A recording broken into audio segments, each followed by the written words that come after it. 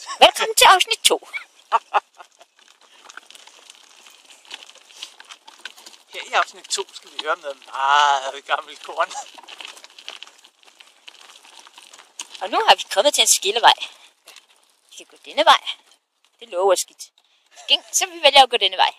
Lad os prøve det. Det lover skidt.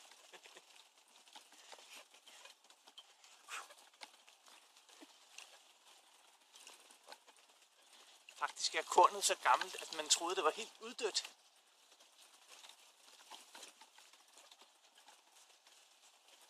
Shhh. Vi skal være stille, så det ikke skræmmer det. Se nu lige her.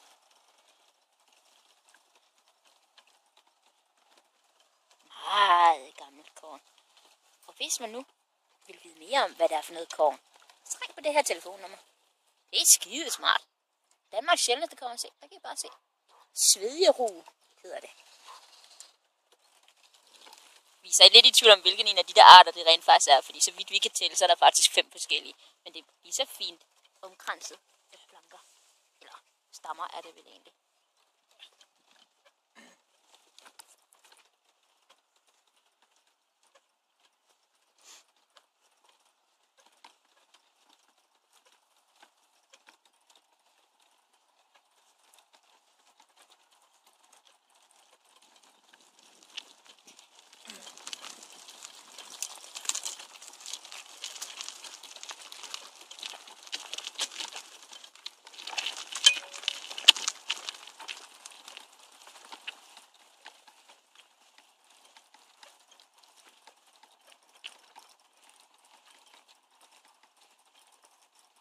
Se, nu også med farver.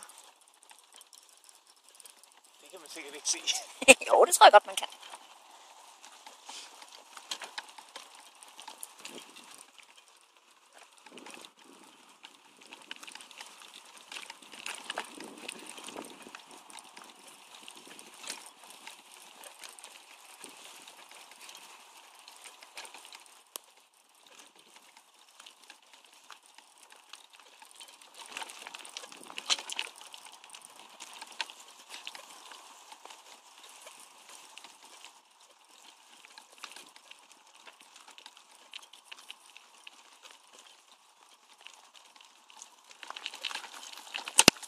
Oh. Der kom en sten. Kom den op i sædet, eller? Ej, og vi vil fodpladerne. Okay.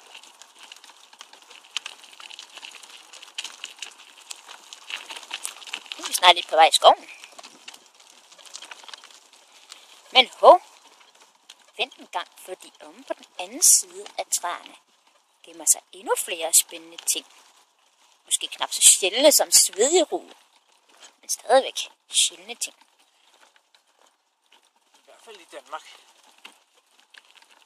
Hvis man nu skulle have lyst til at sidde og glo ind i et hegn og noget skov, så er der så også lige en bænk mere, man kan sætte sig på.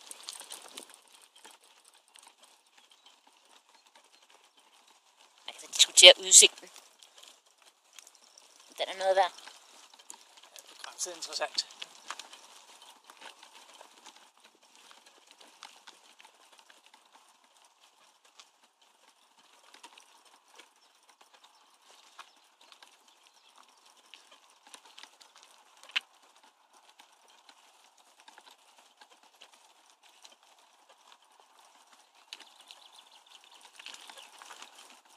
Jeg tror, vi er på sporet af noget.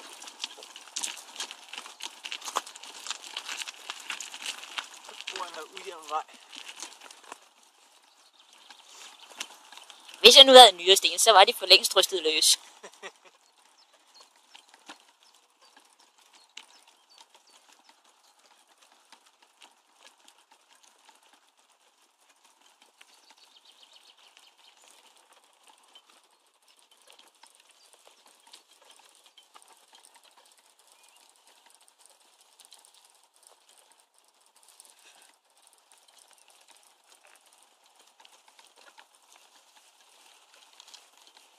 Og lige for at understrege, at vi altså ikke er ret langt fra civilisationen, så bor der altså faktisk folk lige derovre.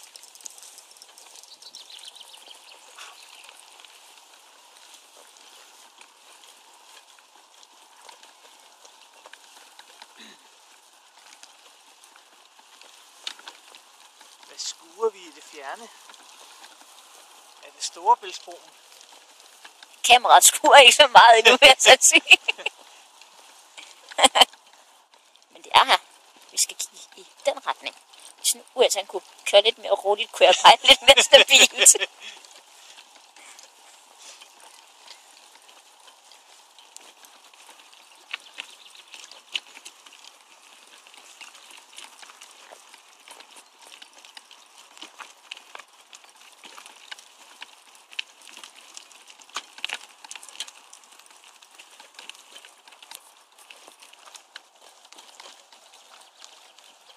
Nu er vi faktisk ved at være forbi træerne, fordi der er noget solnedgang igen.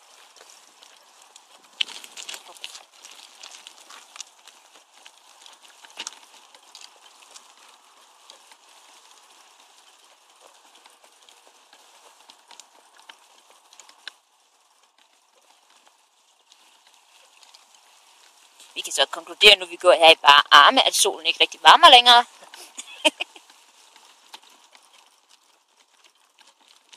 Den har mistet sin kraft lidt, det må man sige.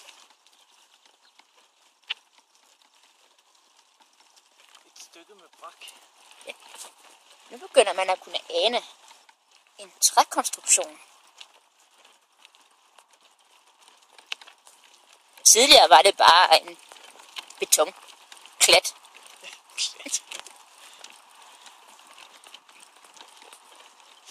Faktisk var det en betonklat, som ingeniøren valgte at skrive om. Hvor de spurgte deres læsere, hvad er dette? Og det kan vi så fortælle dem nu. Det var simpelthen starten til dette mesterværk af træ. Også kaldet en bro.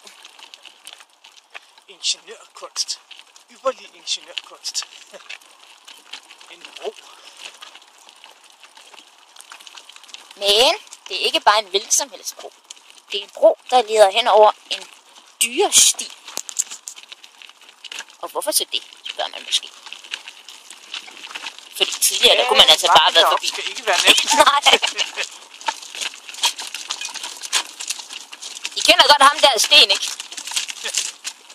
Han er en lille smule irriterende. Men se den flotte udsigt, der er på vejen. Hvor der er kant. Og pludselig blev billedet meget roligere. Nyd det så længe det var.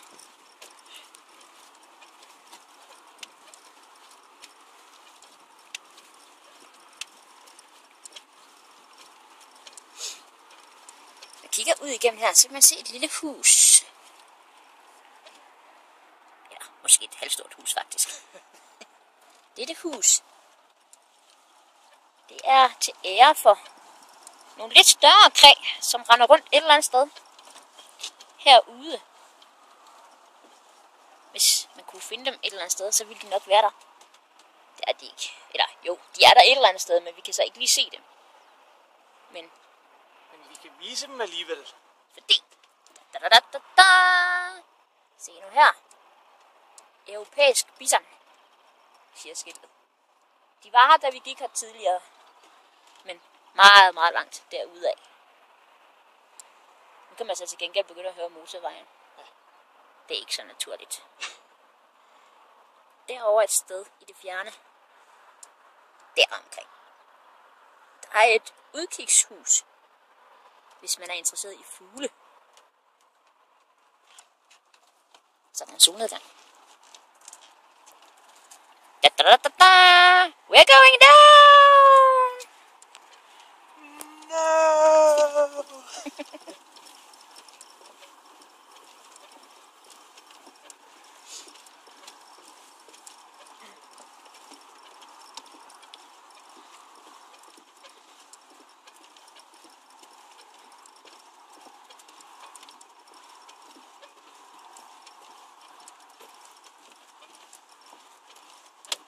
Vi bringer en servicemeddelelse. Folk med søsygetendenser, der er overlevet indtil nu, kan slukke nu. Advarsel. Hold på hat og briller. Ja.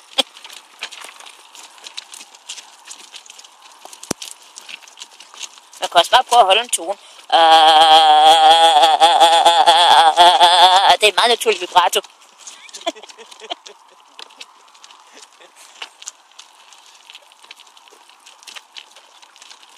Nå, men nu kommer jeg lidt længere hen på sommeren og har lyst til at filme den vildeste gyserfilm. Så er det faktisk hernede, man skal gøre det, fordi lige herinde til venstre, der har vi en majsmark på vej. Lad mig sige det sådan. Man kan også lige vælge at ringe efter Mel Gibson, så, hvis man nu absolut skulle have lyst til det.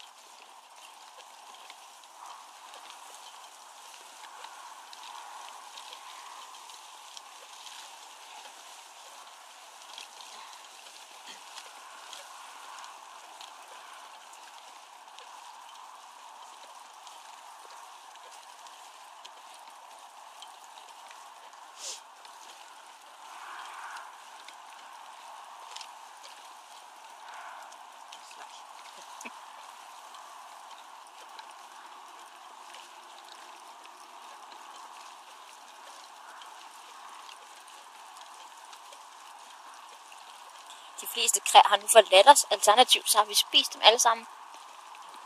Indånder dem.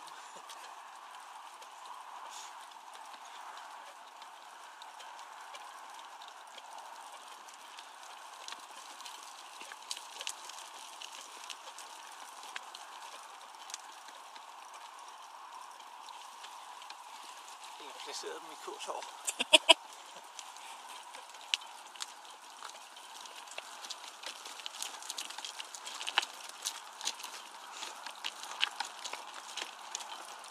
Så er vi en mark. Græsmark.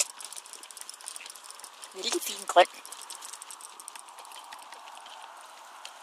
Og her har vi, faktisk lige nu ligner det lidt med dødning uden andet, men her har vi rent faktisk det fuglekiggehus, eller hvad man nu kalder det, vi snakkede om lige før. I 2 etager. Det er også handicapvenligt, vil jeg lige pointere. Man kan rent faktisk godt komme ind i det med en kørestol.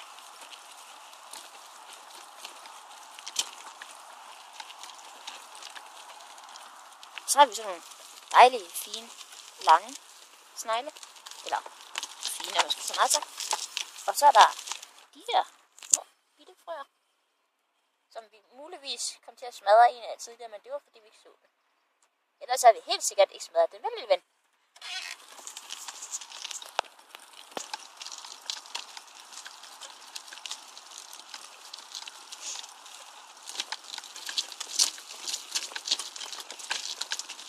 Nu lakker turen faktisk mod enden. Vi skal bare lige igennem det meget heftige lag af kæmpe store sten.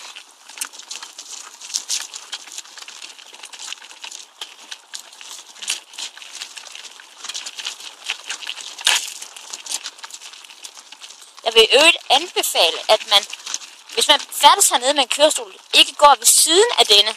Da den har en tendens til at skyde med nogle sten, der kommer en helvedes fart og kan flyve meget langt. Der er en frø mere. Der er et fuglekighus, og der er en frø. Nej, hop lille ven, så vi kan se dig. Der var den. Hvis nu US'en lige kørte helt hen til den og satte sit finger ned, så kunne man faktisk se, hvor lille den er. Se nu der.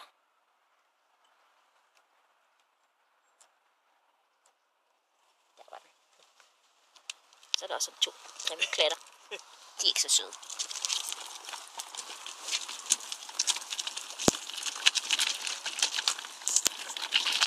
Vi fortsætter på denne yderst handicapvenlige sti.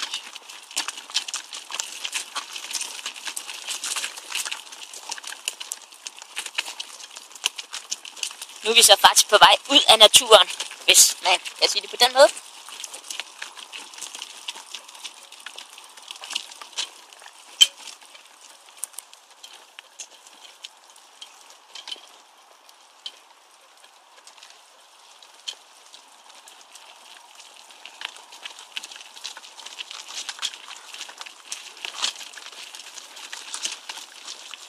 Det er ikke nemt for os at komme ud, vil jeg så lige sige.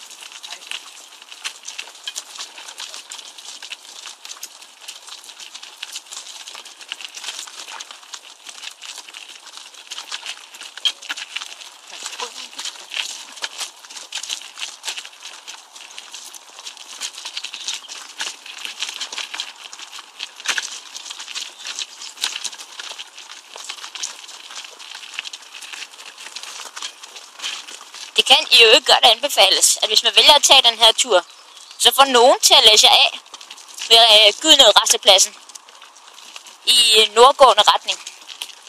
Og så bede om at blive hentet igen ved regnskoven. Fordi så slipper man altså for at tage hele den samme tur tilbage igen.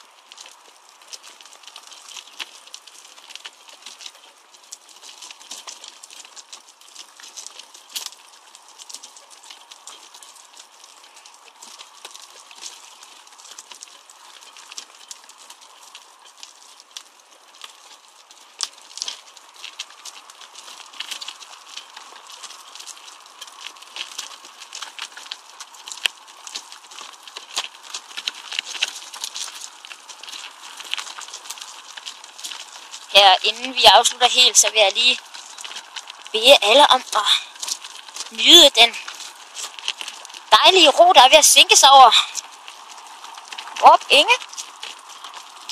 Krydret med en let susen af østjyske motorvej E45 i baggrunden.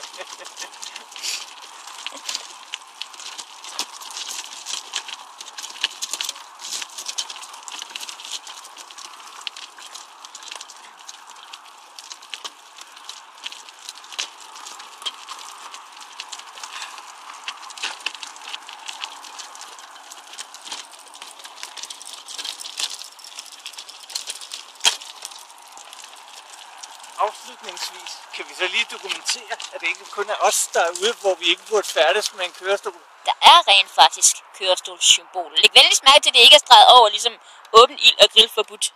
Og diverse motoriserede køretøjer. Så jo, den er god nok. Hvem der dog har fået den idé, at det så skulle være handicapvenligt, det kan vi jo så spørge Åge V. Jensens Fond om.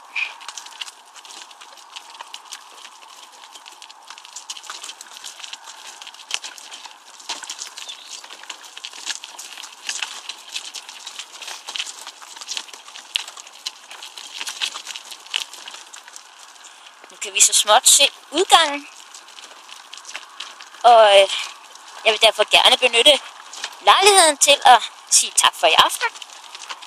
Det er et vidunderligt godt og vel halvtimes program af naturen i Vorup Enge ved Gudnåen i Randers.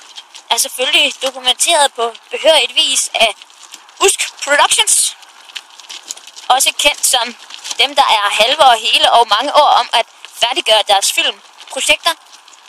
Denne er dog kommet til verden på en halv times tid, og vi har slået alle rekorder. Arbejdet fuldstændig efter dogmeprincipperne. Klipning og fotografering og speak og alt muligt andet var K. Og rugbrødsmotor og speak med mere var US. Og vi siger tak for i aften. Og ønsker jer alle sammen en fortsat fremrivende weekend. Herfra. Vorup Enge.